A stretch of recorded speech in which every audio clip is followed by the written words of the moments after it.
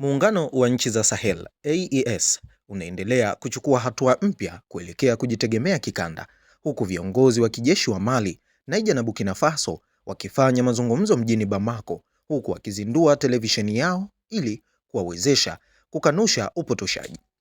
Awamu ya pili ya mkutano wa kilele wa AES umelenga kuimarisha ushirikiano ndani ya muungano huo na kupunguza utegemezi wa jumuiya ya kikanda ya Afrika Magharibi ECOWAS. Mkutano huo umejikita katika masuala ya ulinzi na usalama, maendeleo, mawasiliano pamoja na juhudi za kupambana na ugaidi katika nchi hizo tatu.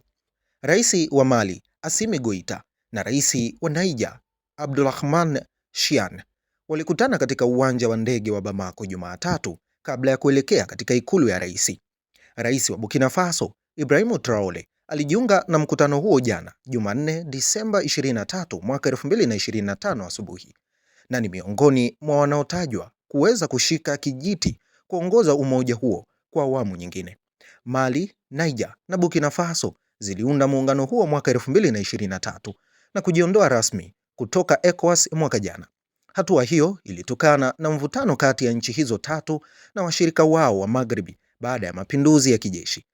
Kabla ya mkutano huo wa kilele, nchi hizo tatu zilitangaza rasmi kuundwa kwa kikosi cha pamoja cha kijeshi cha kupambana na ugaidi katika eneo hilo.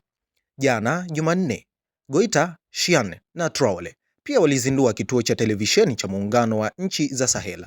Kituo hicho kimeelezwa kitakuwa ni chombo cha kupambana na upotoshaji wa taarifa na kukuza maslahi ya muungano huo. Baada ya Goïta kuteuliwa kuwa rais wa muungano huo katika mkutano wa mwaka jana, inatarajiwa kuwa kiongozi mpya wa AES atatangazwa mjini Bamako wiki hii. ECOWAS imeeleza kuwa bado iko tayari kuruhusu Mali, Niger na Burkina Faso kuendelea kunufaika na baadhi ya fursa za jumuiya hiyo, ikiwemo biashara, licha ya kujiondoa kwao.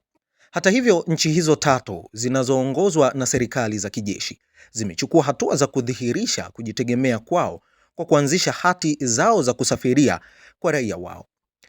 Nchi hizo tatu bado ni wanachama wa Umoja wa Kiuchumi na Kifedha wa Afrika Magharibi UEMOA, unaohakikisha kuendelea kwa biashara na uhuru wa usafirishaji wa bidhaa miongoni mwa wanachama wake wanane, wakiwemo Senegal, Ivory Coast, Guinea Bissau, Togo na Benin.